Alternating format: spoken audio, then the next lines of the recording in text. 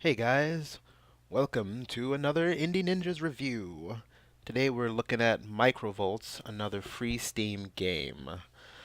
Microvolts is an MMO third-person shooter, for all of you who don't know. It's been out for a while now, and it just got a revamp. It's sort of like a Team Fortress type game where you're doing PvP against other toys. Basically, that's what it is. It's basically just imagine Toy Story, and you get to fight with chainsaws and basically any kind of weapon you can imagine. Right now, I'm just playing against a bunch of computers. It's first person mode, and it's pretty cool actually. It tests your skills against the different waves. It actually can get to be really hard if you don't do it right. I've actually had to play this several times before I figured out how to fight against these waves because they do get to be really big. I did learn that one of the most valuable weapons is your grenade launcher, because it can, if you get a direct shot, you can actually disable a whole crew of these things in one hit, like that. So here's the character selection screen, and you've got 5 different characters on here. You've got Nox, who's pretty cool, big beefy looking guy.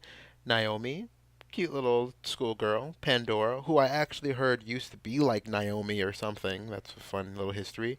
You got Chip. You can read the whole review about the characters down here if you want to. And you've got Kai. So jump in with your character, pick any character you want, and let's play. Obviously, I'm going to choose Naomi because everybody knows that girl in video game means guy in real life. So we pick up right here, just jump right into the game. Looks like we're playing a free-for-all game, I believe here. Yes, score limit is 30. And the one thing I learned real quick, don't try sniping in a free-for-all because someone will sneak up on you. So like I said, Microvolts is a third-person shooter. It's free on Steam, and you can go download it now. It actually isn't that big of a download. You can check out the awesome weapons that you can use into this game. What I didn't like right off the bat when I played the game was that you could jump into matches. They tried to make it seem like you could jump into matches that were on your level. As you can see in this video, I was just beginning, so I was barely on level 1 and couldn't really keep up with the guys in the game in here. They had some skills that were far above mine. That kill right there should have been, I should have had that guy, but I didn't have him at all. And this guy right here, I got lucky that he spawned right in front of me. I thought for sure that he was going to come and kill me, but I got lucky with the shotgun there. But the matchmaking didn't seem very impressive to me when I first started. I felt like I was playing against a lot of players that were better than me, and I just kept getting killed. I really didn't like it at all. It seemed like one shot I was dead. It seemed like I could put shot after shot into somebody. That was pretty good around the corner, actually. Got that guy. But it seemed like shot after shot, I had opportunity and I still would get killed. I had every opportunity right here to kill this person, and it seemed, boom, 2 shots, I was dead.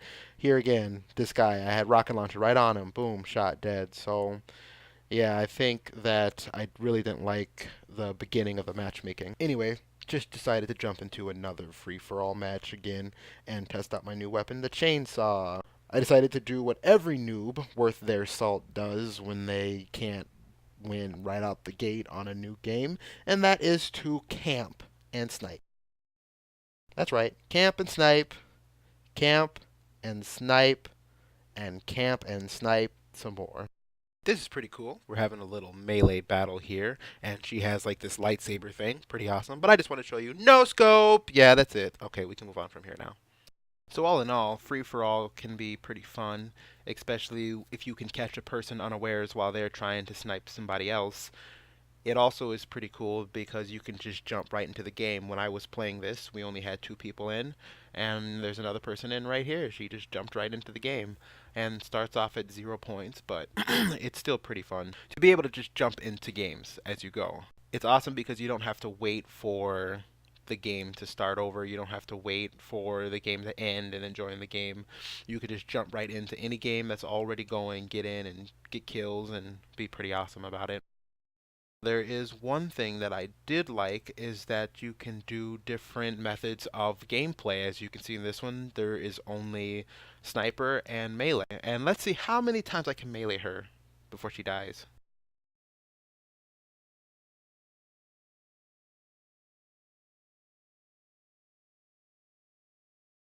That's 5 melee shots, and she didn't die at all, so that's pretty cool. So we have another game type called scrimmage, and this is pretty awesome here. In this game type here, you get to have the same functionality as you do in the regular game type, only you don't die as fast. If you look below, my health is 10,000. Pretty awesome that you get so much health. Basically, it's to help you get better at the game. Scrimmage, like it says, like a practice. And you get put into a little box when you die. You start off with a lot of health. You can use all the different weapons. There is more ammo on the weapons. Your match win is determined by your life bar at the top. It's your group or your team's life bar, and there's blue and red up there. I'm on the red team. With scrimmage, you can just practice. Basically, just practice. Try out the new weapon you just bought. Try out skills. It's really good to practice. After I hadn't played the game for a long time, and I was pretty upset that I wasn't doing really good. I wasn't able to kill people. Oh, I got that person. I wasn't able to murder people the way they were able to destroy my toy, and after I played scrimmage, I got a lot better. I noticed a considerable difference in my play style. I noticed that I was able to kill a lot faster because I didn't have to worry about my life. It let me focus on aiming and focus on timing the rocket launcher because you do have to time it. It does fly pretty slow. It also let me time strategy. Scrimmage also lets you practice on different maps. And sometimes in a scrimmage, as you can see in this one, you're playing against two people, which is pretty cool. I thought I was hiding, but you can't hide in the sink. Hiding in the sink only means that you die. But scrimmage is really great for practice games and for getting better at the game. The whole premise of Microvolts is that we're all a bunch of toys fighting for a very valuable resource, batteries, because we all know that toys can't operate without batteries. No scope! So, team deathmatch. Team deathmatch is like your standard team deathmatch, only this one that I played, we could only play with melee weapons. What I noticed about the melee weapons was that they behaved rather differently than I expected them to. When I looked at the specs for the chainsaw had far more damage than any other weapon at this point. Maybe I didn't look at it properly or something. That is definitely a possibility that we cannot rule out. The lady with the hammer did a lot of damage. You know what it could have been? It could have been just I suck and I just kept missing and I wasn't actually hitting the person. That could be what it is. But melee, all melee, team deathmatch, pretty standard, pretty fun. Once you get the hang of it, it could be great and enjoyable. Arms race, another one that's pretty fun, pretty standard. You see it in Counter-Strike and other shooter games like that. You shoot, and when you kill somebody, you level up to another gun. If you hit them with the hammer, they lose their gun. They go down a level, and you go up a level. If you get shot, you die. That happens with any shooter game. Capture the Battery, another simple game similar to Capture the Flag, where you basically take the opponent's flag and you take it to your base. A lot of this stuff is very similar to other shooter games. The only difference is that you're playing with toys. If you like toys, you'll like this game. It's very similar. I just protected a teammate there. I'm awesome. I protected a teammate here. I didn't really. But it's pretty fun. Get the battery to your base and you win the game. Notice with the Gatling gun, you have to start shooting up right away because it takes a long time for it to come up. Wonder what bomb battle is. In zombie mode, it was more beneficial to be the zombie, I thought, because you got turned into a zombie really quickly. And if every toy was turned into a zombie at the end of the match, then the zombies won. So unless you're really good at hiding from 10 plus players, I suggest you be a zombie. Once you've accumulated enough micro points, you can head over to the shop and buy yourself all kinds of new gear. You can get yourself weapons, melee weapons, you can get rifles, basically everything that you play with in the game you can get from the shop. It works similar to other in-game shops for MMORPGs where you use in-game points accumulated through battles or through fights, or real money where you spend, of course, your real cash to buy or purchase the better stuff.